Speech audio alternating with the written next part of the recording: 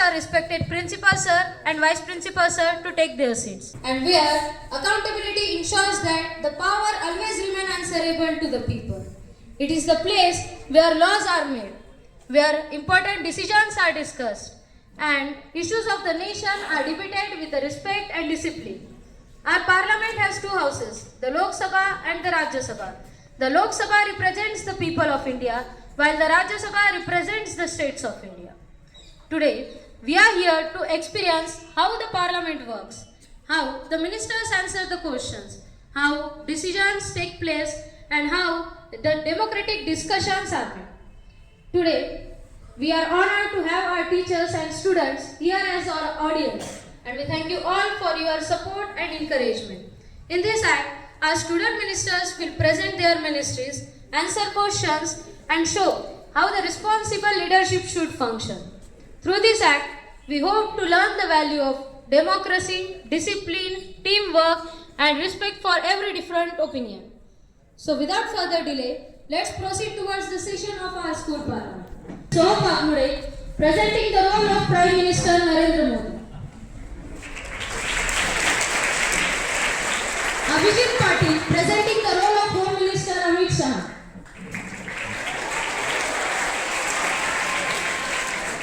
Siddhika Chavan, presenting the role of Health Minister JP Nadda. Janvi Jadhav, presenting the role of Finance Minister Nirmala Sitharaman.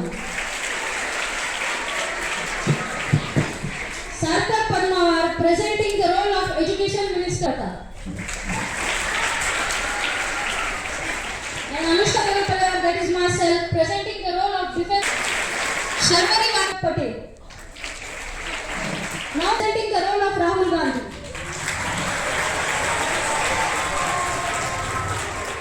Palak Godke, presenting the role of Supriya Sule. Naval Patalkar, presenting the role of Priyanka Chaturvedi. Atmaja Gonde, presenting the role of Mohina Mohitra. Sanket Deshmukh, presenting the role of Shashi Tharoor. Renu Shinde, presenting the role of Kanimoji. Ishant Jadhav, presenting the role of Chandrasekhar Azad. Arnav Bhagwat, presenting the role of Tejasvi Surya. Now, I would like to invite our Honorable Speaker Madam. This role is presented by Shravani Vadaskar. To please kindly come forward.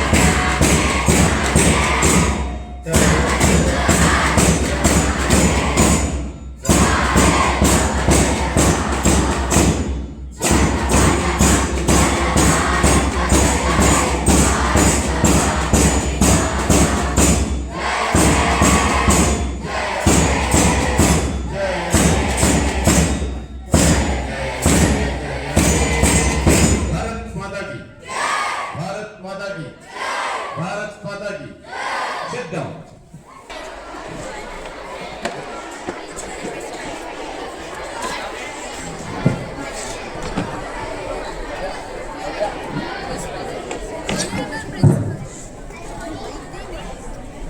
Honorable respected teachers, dear members of the house, and all my fellow citizens. Good morning. Honorable members of this house, all of you have the right to place your opinions freely here. I request all participants to participate actively, confidently, and place your and most importantly, maintain the dignity and discipline throughout the session.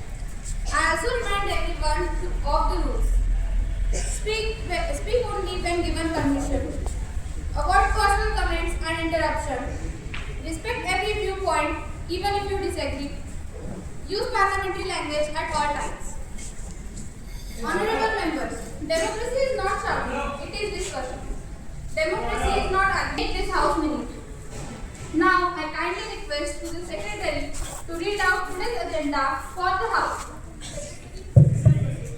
Honorable Speaker, respected Prime Minister, Opposition Leader, Cabinet members and all elected members of this Parliament, good morning. I, Riddhi Deshmukh, the elected Secretary of the School Parliament, stand here to present today's agenda and progress report. The role of the Secretary is not only to support parliamentary procedures, but also to maintain proper records, ensure smooth communication and help the Parliament function effectively. Today's agenda includes One Nation, One Election, Education, Health, Finance and Defence. I believe our school parliament is not just a formality, it is a platform where every student learns leadership, respect, teamwork, democratic values. Let us all work together to make our school better, more disciplined and more inspiring. Honorable Speaker Madam, these are the items listed on today's agenda. With your permission, the House may proceed further. Thank you. Jai Hind. Thank you before the house. We shall now begin for the first talk. The house will proceed to question answer.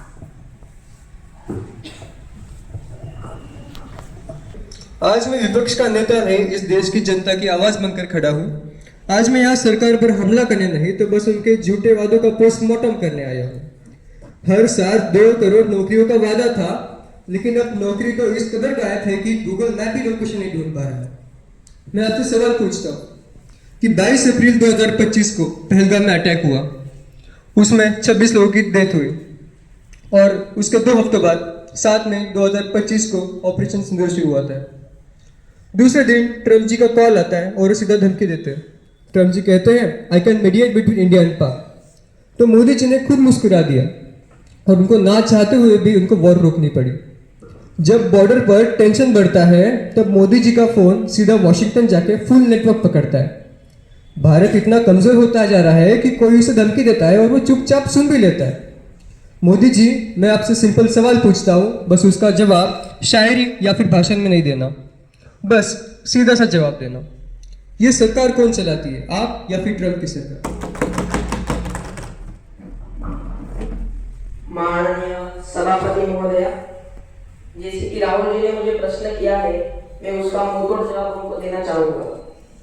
Rahul ji postmortem की बात कर रहे हैं, अरे इन्होंने कभी birth certificate भी दिखा नहीं होगा और ये पोस्टमार्टम करने आए हैं वो भी बिना सब्जेक्ट के। और राहुल जी, पहलगाम में 26 नागरिक शहीद हुए, हमारी सरकार ने तुरंत और मजबूत जवाब दिया। ऑपरेशन सिंदूर एक टारगेटेड स्ट्राइक थी, सिर्फ आतंकी ठिकाने को खत्म करने के लिए। ये पूरा युद्ध नहीं था, हमारा दिखाया नया भारत आतंकवाद को घर में घुसकर मारना जवाब देता है। और हाँ, तनाव बढ़ता था और यूएस ट्रम्प ने चिंता भी व्यक्त की थी, पर ये युद्ध विराम ट्रम्प के कहने पर नहीं हुआ। ये पाकिस्तान की डीजीएमओ लेवल की रिक्वेस्ट, दोनों देशों की डीजीएमओ लेवल की बातचीत का नतीजा था। और जब प्रेसिडेंट ट्रम्प ने बाद में युद्ध रुकवाने का दावा किया तो हमारे विदेश एमईए ने तुरंत उस गलत बताया था। और राहुल जी, तथ्य है कि पाकिस्तान ने हमारी ताकत देखकर पीछे हटने का फैसला किया। हम किसी विदेशी नेता के कहने पर ना रुकते हैं ना झुकते हैं। धन्यवाद। अध्यक्ष जी, मैंने सवाल पूछा था और हमें जवाब में बस शायरी आती है। मैं कहना चाहूँगा, मैंने जो सवाल पूछा था उसका मुझे जवाब नहीं मिला। राहुल जी, शायद आपके कान बंद थे, मैंने तथ्य पे व्यक्त की वाली सब जानकारी आपको दी। बोलिए, ड्रामा नहीं। Next question. Honorable Speaker Madam, my question is to respected Finance Minister Nirmala Sitharaman. How will the government make the tender process transparent and corruption free? Corruption की बात और आप हे भगवान पहले जाके अपना मुंह डेटॉल से धो के आइए। आपसे आपके मुंह से करप्शन शोभा नहीं देता। आपने पूछ ही लिया है तो बता दो।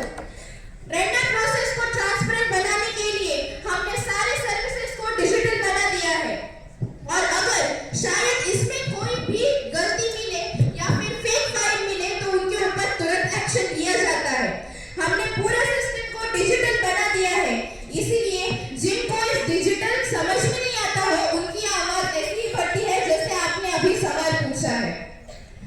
अब एआई बेस्ड चेकिंग होती है और रियल टाइम मॉनिटरिंग भी होती है। पब्लिक सर्विसेज को डिजिटल बनाने की वजह से सब काम आसान तक हो चुका है। सिस्टम खुद पकड़ लेता है कुछ गलती ना मिल जाए, लेकिन अपोजिशन वालों को ये कैसे समझेगा, क्योंकि वो अभी भी अपने पुराने एक्सपीरियंस के दौर पर चलते हैं और माफ कीजिएगा हम आपके एक्सपीरियंस पर नहीं चल सकते।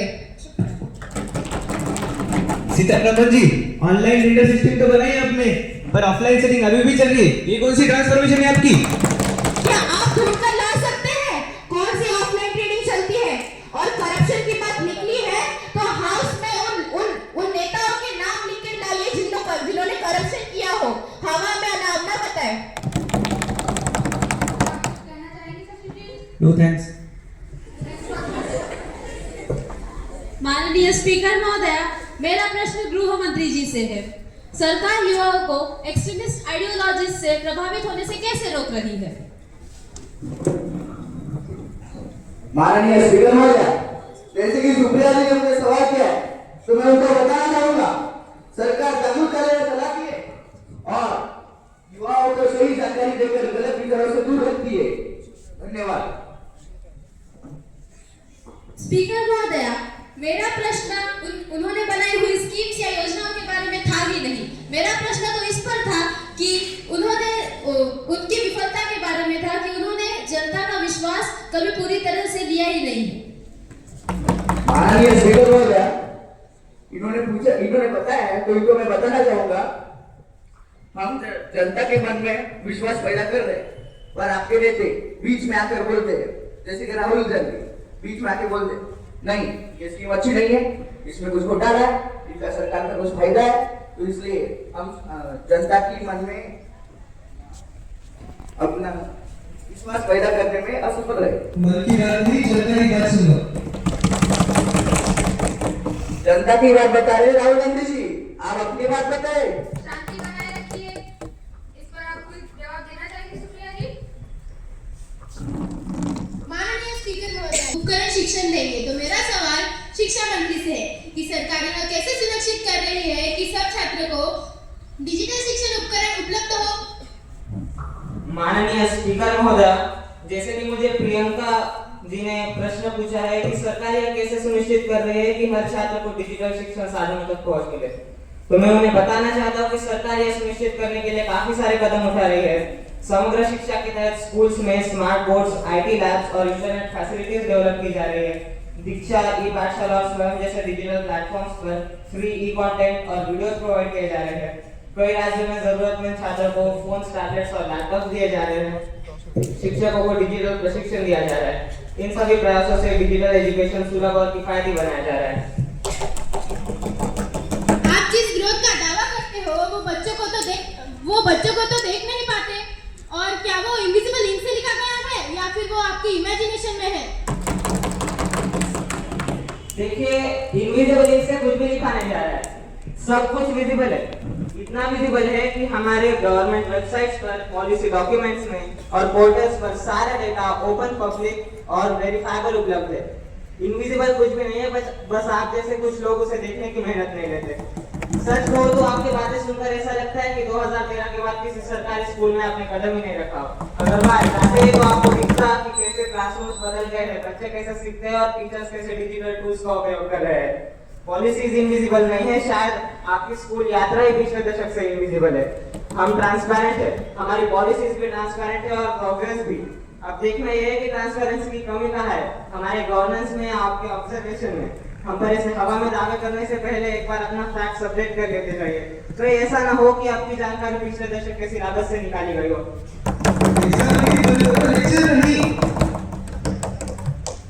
आप कुछ कहना चाहेंगे प्रियंका जी?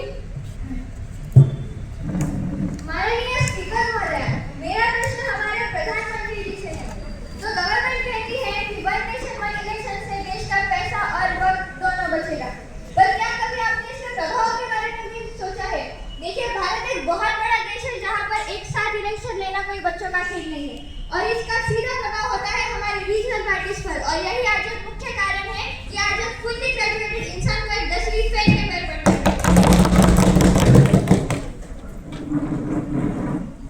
तो माननीय सभापति महोदया, जैसे कि मोहिना मोहित्रा जी ने मुझे प्रश्न किया है तो मैं उनको उनके प्रश्न का जवाब देना चाहूंगा। मोहिना जी, वन नेशन वन इलेक्शन हजारों करोड़ रुपए और समय बचाता है। इस वजह से पैसा और समय को देश के विकास में लगाना चाहिए या नहीं? ये पैसा बचकर हम गरीबों की योजना में लगा सकते हैं। बार बार आचार संहिता लगाने से विकास का काम और सरकारी अफसरों का समय बर्बाद होता है। ये समय देश की प्रगति के लिए बचेगा। मोहित्रा जी, हमारी सरकार का मकसद लोकतंत्र और मजबूत करना है। अगर किसी दल का काम अच्छा है तो हर साल हो रहा है। आपका कहा गड्ढे में रोड और रोड में गड्ढा, ये गड्ढे वही है जो आप 70 सालों की आपकी विरासत में छोड़ दिए हैं और हम इसे सुधार रहे हैं। आज हर दिन 40 किलोमीटर से ज्यादा हाईवे बन रहे हैं। क्या ये विकास नहीं है? इंजन में गर्म नहीं है बल्कि फुल स्पीड में है, दौड़ रहा है। ये विकास की तेजी है। अगर इंजन ठंडा पड़ जाए तो ये देश पीछे रह जाएगा, जैसे कि आपके समय में था। धन्यवाद। देश को बुलाना नहीं, डाटा चाहिए। टाटा ही बताया है। आप कुछ कहना चाहेंगी? माननीय स्पीकर महोदया, मेरा सवाल गृह मंत्री अमित जी से है कि सीमा सुरक्षा को मजबूत करने के लिए सरकार ने क्या कदम उठाए हैं, क्योंकि जितनी आसानी से आतंकवादी देश के अंदर घुस जाते हैं, कभी कभी ऐसा लगता है क्या बॉर्डर पर वेलकम का बोर्ड लगा रखा है। सीमा सुरक्षा को मजबूत करने के लिए सरकार ने क्या कदम उठाए हैं? माननीय स्पीकर महोदया, जैसे कि मैंने मुझे सवाल किया है तो मैं इनको बताना चाहूंगा, बॉर्डर पे वेलकम का बोर्ड नहीं आपके नेता बिका है, तो मैं आपको राहुल गांधी जी को वोट नहीं देता हूँ। 6 से 11 के बीच में 70 सामने हुए, 1000 के करीब लोग पड़े हुए, उन्होंने क्या किया? तो उनके बताओ कि हमारे मंत्री वहां पर बैठे हैं तो आप कोई एक्शन क्यों नहीं लेते? सरकार तो आपकी है ना। अगर हमारे मंत्री वहां पर बैठे हैं तो आपकी सरकार कोई एक्शन क्यों नहीं लेती है? ऐसा लेते हैं ना, आप बीच में ऐसे बड़े लेके बोलते हैं, बीच में बम ब्लास्ट होते हैं, आप ही के लेते उनको प्रक्रिया कर रहे, उनको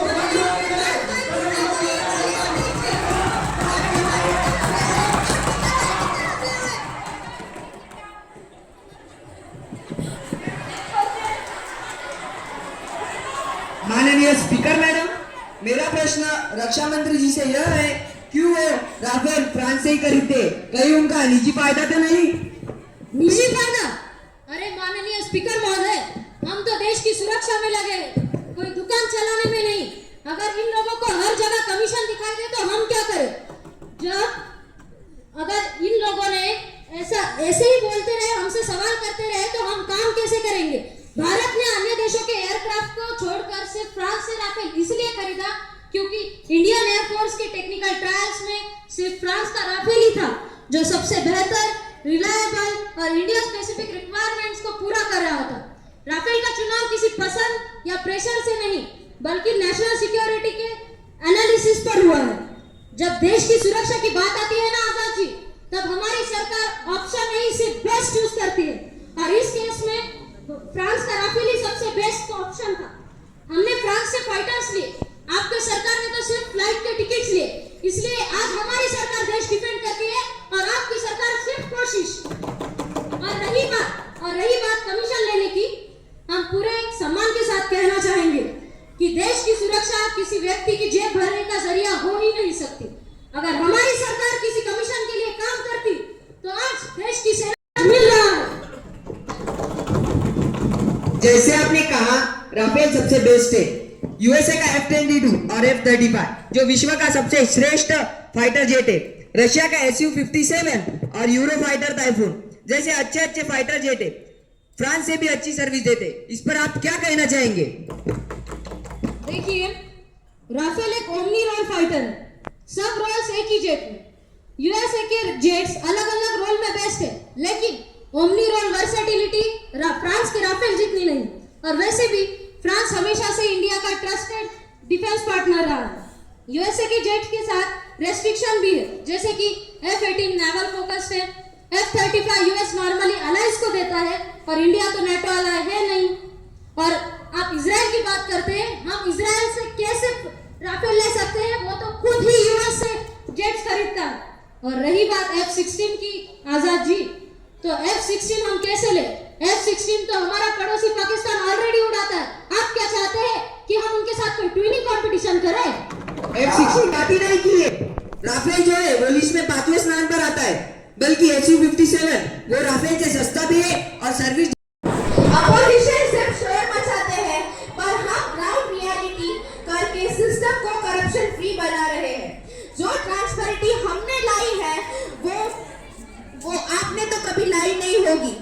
और पहले ही अपनी और हमारे ऊपर, अपने देश के ऊपर सवाल आने से पहले आपके नेताओं की प्रॉपर्टी भी देख ली जाए।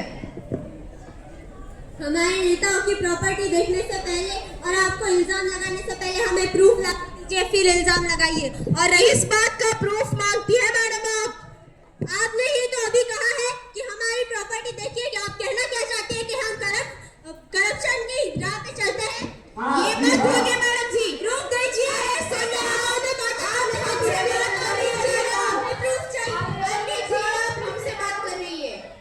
अमित जी ने बीच में बोला, इसलिए हमने। शशि जी रुक जाइए।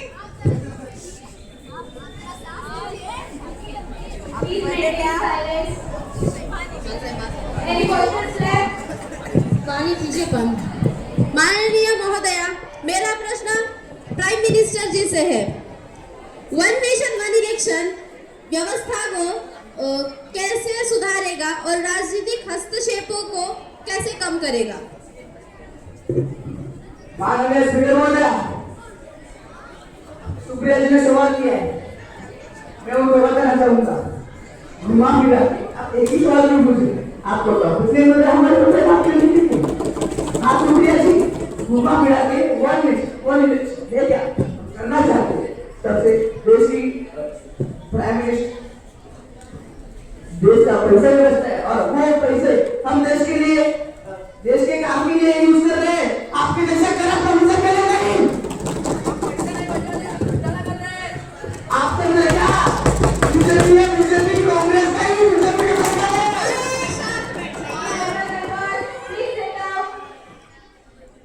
आदरणीय महोदया, मेरा प्रश्न पहले तो प्रधानमंत्री जी से था, तो अमित शाह जी का बोलना इसमें जायज नहीं रहा। तो आप बात करते हैं हमारी और करप्शन के, जैसे कांग्रेस पार्टी की बात करते हैं, पर मेरा सवाल तो व्यवहारिक था। अगर किसी राज्य की सरकार 2 सालों में ही गिर जाती है, तो क्या बचे हुए 3 साल वह राज्य प्रेसिडेंट्स रूल में रहेगा? माफ कीजिएगा मंत्री जी, लेकिन आपकी यह वन नेशन वन इलेक्शन की योजना, वन नेशन वन इलेक्शन कम और वन नेशन वन पार्टी की तरफ बढ़ता हुआ कदम ज्यादा लग रही है। आपको वन नेशन वन इलेक्शन की बड़ी चिंता हो रही है सुप्रिया जी? प्रश्न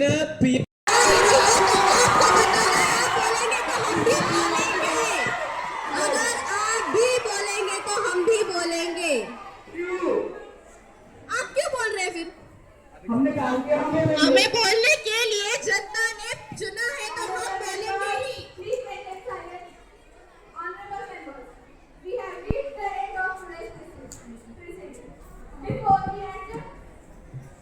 Before we adjourn the House, I request the Honorable Prime Minister to kindly deliver the concluding remarks. Honorable Prime Minister, you may please address the House. Honorable Speaker, respected teachers and dear members, today's session was productive and disciplined. We discussed important issues like education, one nation, one election, etc. I thank the opposition for the valuable questions.